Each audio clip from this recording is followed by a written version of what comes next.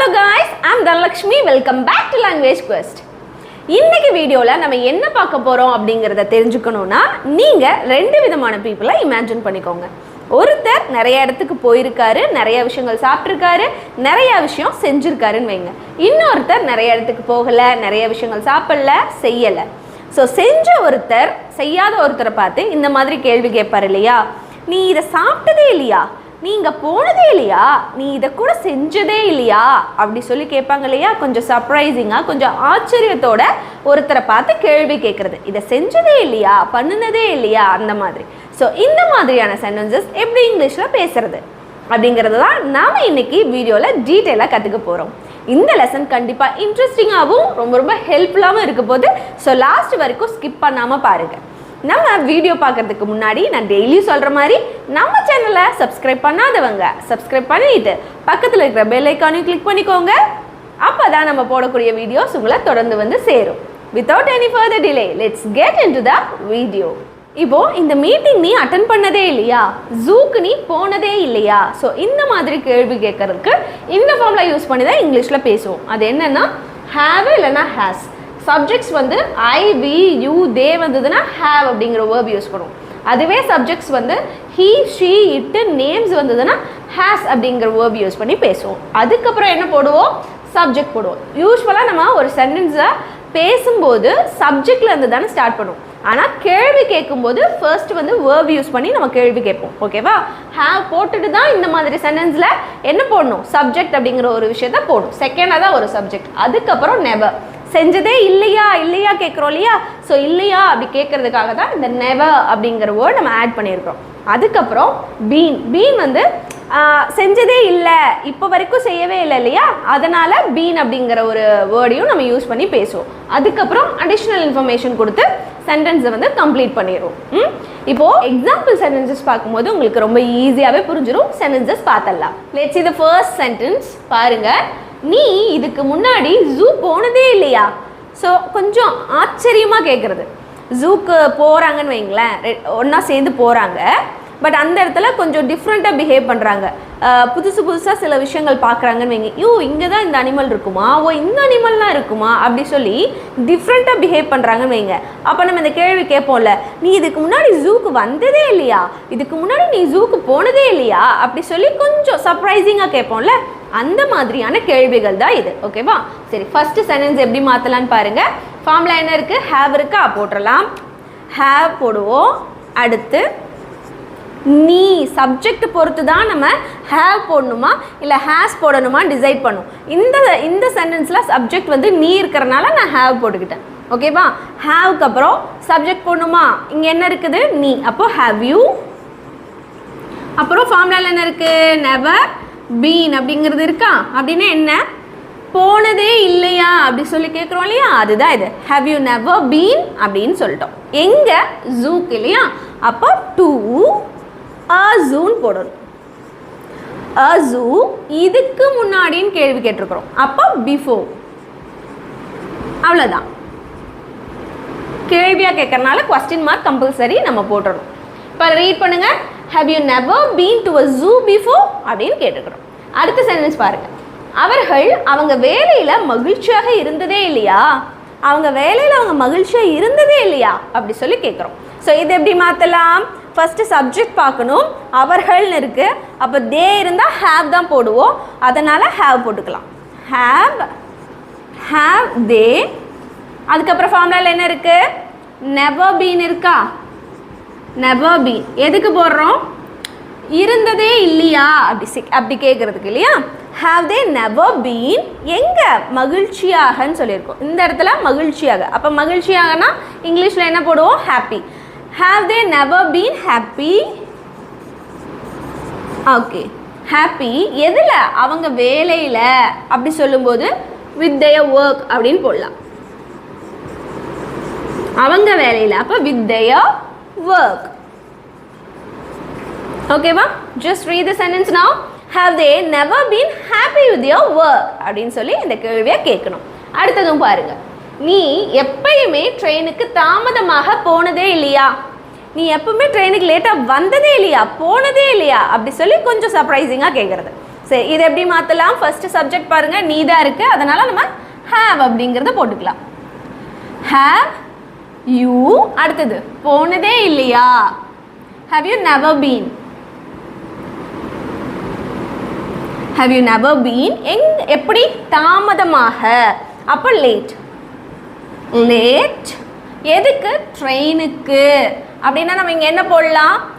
Have you never been late for a train போடணும். For a train. ஓகேவா? Just read the sentence now. Have you never been late for a train? அப்படின்னா இந்த question நம்ம இங்கிலீஷில் கேட்கணும். அடுத்ததையும் பாருங்க.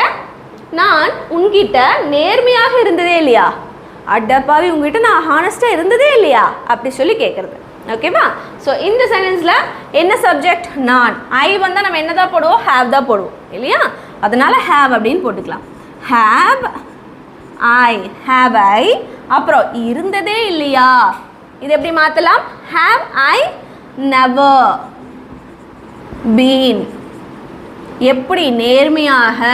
Never been honest. நேர்மைக்கு என்ன இங்கிலீஷில்? ஹானஸ்ட். உன்கிட்ட with you. That's it. Question mark போட மறக்கவே கூடாது. கேள்வி கேட்கும்போது நம்ம கேட்டுருவோம் நார்மலாக, பட் எழுதும்போது compulsory we must add question mark. ஓகேவா? just read the sentence now. Have I never been honest with you? அப்படி சொல்லி கேட்குறது. அடுத்தது பாருங்க, நீ நூலகத்திற்கு போனதே இல்லையா? நூலகம்னா லைப்ரரி இல்லையா? நீ லைப்ரரிக்கு போனதே இல்லையா அப்படி சொல்லி கேட்குறது. ஸோ இதை எப்படி மாற்றலாம்? நீ தான் சப்ஜெக்டாக இருக்குது. ஸோ ஹேவ் அப்படிங்கிறது போட்டுடலாம். Have you. ஃபார்முலாவில் என்ன இருக்குது? நெவர் பீன் இருக்கா? ரொம்ப ரொம்ப ஈஸியான சென்டென்சஸ், பட் ரொம்ப ரொம்ப இஃபெக்டிவான யூஸ்ஃபுல்லான சென்டென்சஸ் எவ்ரிடே ஸ்பீக்கிங் இங்கிலீஷ் சென்டென்சஸ்க்கு.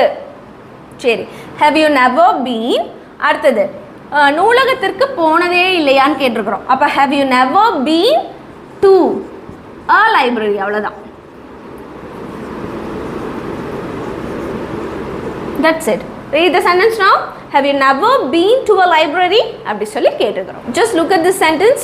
மழை நாளில் குழந்தைகள் பள்ளிக்கு போனதே இல்லையா அப்படி சொல்லி கேட்டிருக்கிறோம். இந்த குழந்தைங்கள்லாம் மழை வரும்போது ஸ்கூலுக்கு போனதே இல்லையா? ஸோ அப்படி கேட்குறது. இது எப்படி இங்கிலீஷில் மாற்றலாம்? ஃபஸ்ட்டு சப்ஜெக்டாக என்ன போடணும்? ஹேவுங்கிறது போடுவோமா, ஹேஸுங்கிறது போடுவோமா? கரெக்டாக சொல்லுங்கள். இங்கே சப்ஜெக்ட் என்ன கொடுத்துருக்குறோம்? குழந்தைகள். அப்போ குழந்தைகள்னால் நிறையா பேர் இல்லையா? நிறையா பேர் ப்ளூரலில் இருந்ததுன்னா ஹேவ் தான் போடும். ஹேவ். அடுத்து சப்ஜெக்ட் ஹேவ், குழந்தைகள் இருக்கு இல்லையா? ஹேவ் த கிட்ஸ்ன்னு போட்டுக்கணும். Have the kids never been. எதுக்கு? போனதே இல்லையா? அதுதான். Have the kids never been எங்கே? பள்ளிக்கு. To school. எப்போ? மழை நாளில். On a rainy day. அவ்வளோதான். ரொம்ப easy. Just read the sentence now. Have the kids never been to school on a rainy day. அந்த மாதிரி சொல்லணும். அடுத்தது பாருங்க, நீங்கள் உங்களை பற்றி பெருமைப்பட்டதே இல்லையா? நீங்கள் உங்களை பற்றி பெருமையாக நினச்சதே இல்லையா? கலாய்க்காதீங்க. அந்த மாதிரி கேஷுவலாக பேசும்போது இந்த மாதிரியான சென்டென்ஸ் யூஸ் பண்ணுவோம் இல்லையா? சரி, இது எப்படி மாற்றலாம்? இதில் சப்ஜெக்ட் என்ன? நீங்கள். அப்போ இங்கே என்ன போடணும்? ஹேவ் தான். நீங்கள் எது வந்தாலும் ஹேவ் இல்லையா? Have you. அடுத்தது பட்டதே இல்லையா? Have you never been. என்னது? பெருமை. Never been proud. யாரை பற்றி? உங்களை பற்றி. Proud of yourself. ஓகேவா? Just read the sentence now. Have you never been proud of yourself அப்படி சொல்லி கேட்குறது. அடுத்தது பாருங்கள், அவர்கள் சினிமா தியேட்டருக்கு போனதே இல்லையா? அவங்களாம் தியேட்டருக்கு போனதே இல்லையா? நிஜமாவா? அந்த மாதிரி கொஞ்சம் ஆச்சரியமாக கேட்குறது. ஓகேவா? சரி, இந்த சென்டென்ஸ் எப்படி மாற்றலாம்? சப்ஜெக்ட் என்ன? அவர்கள். அப்போ இங்கே என்ன போடணும்? ஹேவ் அப்படிங்கிற வேர்ப் தான். ஹேவ் தே போனதே இல்லையா அப்படின்னா ஹேவ் தே நெவர் பீன். இப்போ ஒரு டவுட் வரும்ல, போனதே இல்லையா அப்படின்னா போகிறதுக்கு கோ தானே. கோ இல்லைனா வெண்ட் இல்லைனா கான் தானே யூஸ் பண்ணும். நீங்கள் எப்படி வந்து ஹேவ் தே நெவர் பீன் சொல்கிறீங்க அப்படின்னா நம்ம இந்த மாதிரி கூட சொல்லலாம். I have been to London அப்படின்னா நான் லண்டனுக்கு போயிருக்கிறேன் அப்படி சொல்லுவோம் இல்லையா. ஸோ போகிறதுக்கு பீன் அப்படிங்கிறது யூஸ் பண்ணலாம். பியோட பாஸ்ட் பார்ட்டிசிபிள், அதாவது பீங்கிற வேர்டோட verb 3 வந்து பீன். ஸோ இந்த இடத்துல நம்ம பீன்னு போட்டு சொல்லிக்கலாம். போகிறதுக்கு பீன் அப்படிங்கிறதையும் நம்ம யூஸ் பண்ணுவோம். ஓகேவா?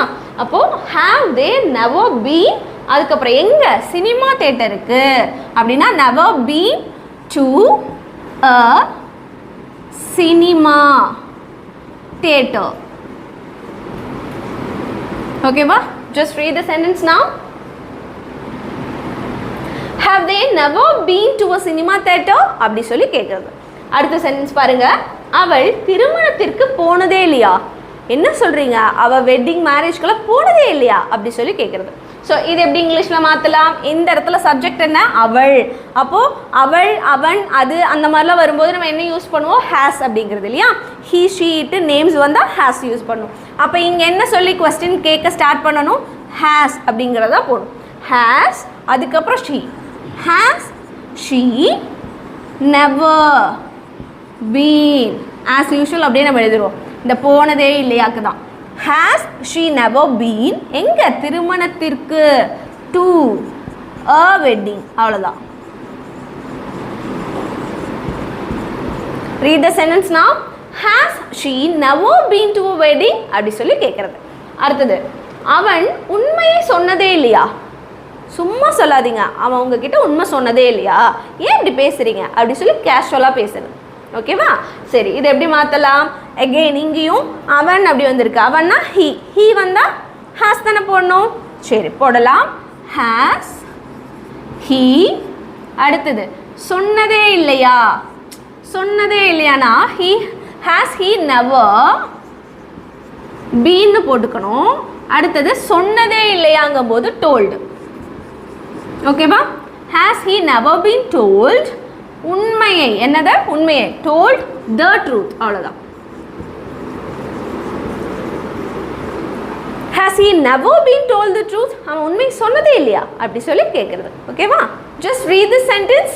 அவள் குடும்பத்துடன் ஃபேமிலி ட்ரிப்புக்கு போனதே இல்லையா, இது எப்படி இங்கிலீஷில் சொல்லலாம் அப்படிங்கிறத நீங்கள் எனக்கு காமெண்ட்டில் சொல்லுங்கள். அடுத்த சென்டென்ஸையும் பாருங்கள். அவர்கள் இந்த சிட்டிக்கு இதுக்கு முன்னாடி வந்ததே இல்லையா அப்படின்னு கேட்டிருக்கோம் இல்லையா. இந்த ரெண்டு சென்டென்சஸும் தான் இன்னைக்கு உங்களுக்கான ஹோம்ஒர்க். இது ரெண்டுத்துக்கும் உண்டான ஆன்சர் என்ன அப்படிங்கிறத காமெண்ட்டில் நீங்கள் சொல்லுங்கள். கண்டிப்பாக நான் செக் பண்ணுறேன்.